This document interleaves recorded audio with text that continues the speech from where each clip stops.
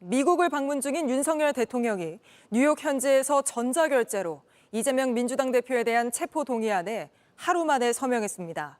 야권이 크게 반발하는 가운데 오늘은 문재인 전 대통령이 전면에 나섰습니다. 병원으로 이 대표를 찾아가 손을 잡은 데 이어 재임 시절 했던 남북 정상회담을 기념하는 행사에 참석해서는 윤석열 정부를 향해 직격탄을 날렸습니다. 먼저 김지성 기자가 보도합니다. 경남 양산에 거주 중인 문재인 전 대통령이 1년 4개월 만에 서울을 찾았습니다. 9.19 평양 공동선언 5주년 기념식에서 퇴임 이후 처음으로 대중연단에 섰습니다. 메시지는 현 윤석열 정부를 비판하는 데 집중됐습니다. 우선 남북 관계가 파탄났다고 직격탄을 날렸습니다. 언제 그런 날이 있었나 싶을 정도로 파탄난 지금의 남북 관계를 생각하면 안타깝고 착잡하기 짝이 없습니다. 적대 행위를 전면 중단하기로 한 9.19 군사합의를 폐기하려는 현 정부 움직임도 강하게 비판했습니다. 남북 군사합의를 폐기한다는 것은 최후의 안전핀을 제거하는 무책임한 일이 될 것입니다. 윤석열 정부가 안보도 경제도 실패했다는 취지로 조작된 신어란 표현까지 써가며 목소리를 높였습니다. 안보는 보수 정부가 잘한다. 경제는 보수 정부가 낫다. 이런 조작된 신화에서 이제는 벗어날 때가 되었다는 것을 마지막으로 강조하고 싶습니다. 문 전 대통령이 퇴임 뒤 육성으로 현 정부를 비판한 건 처음입니다. 감사원의 통계 조작 의혹 발표 이후 전현 정부 간 충돌이 다시 불거진 상황에서 이례적으로 직접 목소리를 낸 겁니다. 문 전 대통령은 앞서 입원 중인 이재명 민주당 대표의 단식을 만류하면서도 싸워나가야 한다며 현 정부에 각을 세운 발언을 했습니다. 길게 싸워나가야 되고 오늘 또 국민도 또 좀 달라지기도 하고 이제는 또 빨리 이제 기운 차려서 또 다시 또 다른 모습으로 또 싸우는 게 필요한 시기가 된 것 같고.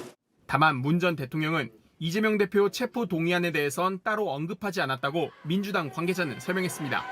JTBC 김지성입니다. 이런 와중에 오늘 국회에서 민주당의 동의가 필요한 대법원장 후보자의 청문회가 시작됐습니다. 이균용 후보자가 10억 원 규모의 비상장 주식을 신고하지 않은 게 문제가 됐는데 이 후보자는 몰랐다는 말만 반복하며 뾰족한 해명은 내놓지 못했습니다. 여도현 기자입니다. 청문회 최대 쟁점은 이균용 후보자의 재산 신고 누락이었습니다. 72억 원 재산 신고를 하면서 처가가 운영하는 회사의 10억 원 규모 비상장 주식 재산을 빠뜨린 점이 드러났기 때문입니다. 이 후보자는 법이 바뀌어서 신고해야 하는지 몰랐다는 기존의 해명을 반복했습니다. 그 가액이 10억이라는 것을 청문회 과정에서 처음으로 알았습니다. 네. 하지만 처가 회사의 주식 가치를 이전에도 알고 있었던 것이 아니냐는 의혹도 나왔습니다. 6,800만 원을 내야 할 정도의 비상장 주식의 가치는 그 시점에도 5억 5천만 원이라는 거예요. 2001년도에 5억 5천만 원인 거를 세무사를 통해서 알고 계셨을 거예요. 예, 재산 분조에 저는 전혀 관여하지 않았기 때문에 후보자님 뒤늦게 알았습니다. 비상장 주식 관련 의혹에 대해 이 후보자는 뾰족한 해명을 내놓지 못했습니다.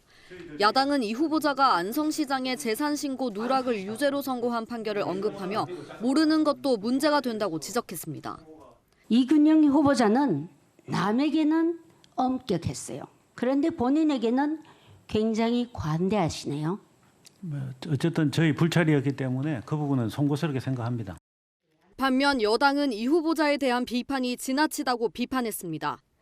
자료 제출 요구도 김 대법원장인 경우는 92건, 지금 후보자는 175건, 한 2배 가까이 됩니다. 민주당은 최소한의 법은 충실히 준수하며 살아온 대법원장 후보를 다시 물색하기 바란다며 부적격 입장을 명확히 했습니다. 대법원장 후보자는 장관과 달리 국회의 임명 동의 표결을 거쳐야 합니다. JTBC 여도현입니다. 지금부터는 저희가 단독 취재한 특허청 비리 의혹을 보도해드리겠습니다. 특허청이 심사하기 전에 먼저 조사하도록 일감을 주는 업체들이 있습니다. 그런데 특허청 간부들이 이 업체로부터 뇌물을 받거나 아예 가족 명의로 업체를 직접 차린 정황이 감사원에 포착됐습니다. 현직 특허 수석 심판장은 뇌물수수 혐의로 검찰에 수사 의뢰까지 됐는데 먼저 이 내용부터 정아람 기자가 보도합니다. 지난해 5월 감사원은 특허청 산하 특허심판원의 수석심판장 A씨에 대한 감사를 시작했습니다. A씨가 특허청 국장으로 근무할 당시 특허 선행조사 업체들로부터 뇌물을 받았다는 제보를 받았기 때문입니다. 선행조사 업체는 특허나 상표를 심사하기 전에 원래 있던 것과 겹치지 않는지 조사하는 곳입니다. 특허 신청자뿐 아니라 특허청으로부터도 일감을 받습니다. A씨는 뇌물을 받고 일부 업체에 일감을 몰아준 혐의를 받고 있습니다. 조사를 마친 감사원은 지난해 말 A씨를 대전지검에 수사 의뢰했습니다. A씨는 혐의를 부인했습니다. 아직 끝난 사건이 아니라서 뇌물수수는 저는 아니기 때문에 드릴 수 있는 말씀이 없는데 그렇습니다. 또 다른 특허청 서기관 B씨는 아예 선행조사 업체를 차린 혐의로 지난 4월부터 감사원 조사를 받고 있습니다. B씨는 지난해 초 가족 명의로 업체를 차린 뒤 해당 업체에 대한 상표 등록까지 출원한 혐의를 받고 있습니다. 현행법상 특허청 직원은 재직 중 상표를 등록받을 수 없습니다.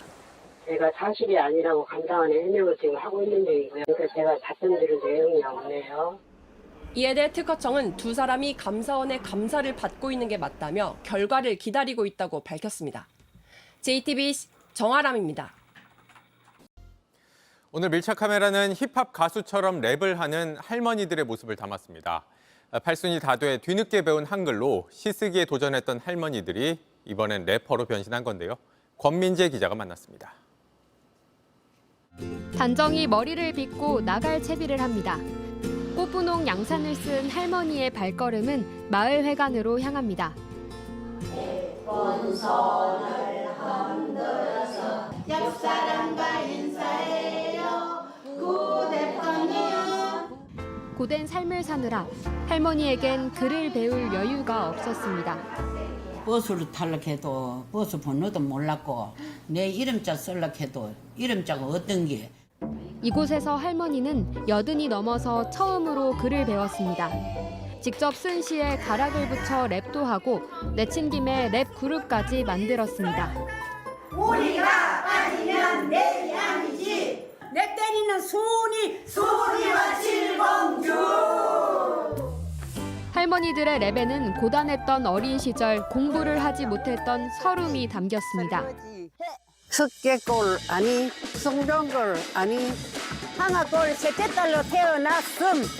오빠들은 모두 공부를 시켜서 딸이라고 나는 학교 구경 못했어. 8년 전 한글을 처음 배웠던 김태희 할머니의 시도 랩이 됐습니다. 나는 학생이다. 나는 나이가 많은 학생이다. 어린 손주들처럼 일어나 씻고 밥 먹고 준비를 하네. 처음엔 시도 랩도 모두 낯설었습니다. 시가 참 뭐고 뭐 씨앗이 보이 모른다. 내 살았는 거 뭐 심중에 있는 거 그런 걸 적으라 카대. 그거를 뭐하게들 처음에는 자꾸 이제 좀 거들먹거리는 것도 되고 이제 재미도 재미도 있고. 이제 한글을 배운 지 넉 달이 조금 넘은 장옥금 할머니는 집에 와서 혼자 못다한 공부를 합니다. 나이 많은 나가 많은 학생이야. 어떠셨어요? 이름자 쓸 때? 너무 좋죠. 내 안 하던 걸 하니까. 그 소리만 하면 눈물 나. 우리 할매들 다 눈물 나. 발음이 잘 안 돼도 자, 에브리바디 해피. 에브리바디 어려워서 우리 에브리바디로 하기로 했죠? 가사를 자꾸 잊어도 나 할 일은 다 뭐지? 그거지. 할머니들에겐 새로운 걸 배우고 표현하는 이 시간이 참 소중합니다. 깜깜했던 세상이 밝아지는 것 같았다. 80이 다 돼서 글을 배우며 할머니의 세상은 환해졌습니다. 유쾌한 가락과 세월의 흔적이 담긴 가사. 새로운 도전을 하는 할머니들의 노래는 어디까지 흘러갈까요? 밀착 카메라 권민재입니다. 안녕하세요. 뉴스룸 앵커 한민용입니다. 오늘도 JTBC 뉴스룸을 시청해주신 여러분 고맙습니다. 오늘 저녁에도 뉴스의 현장에서 찾아뵙겠습니다.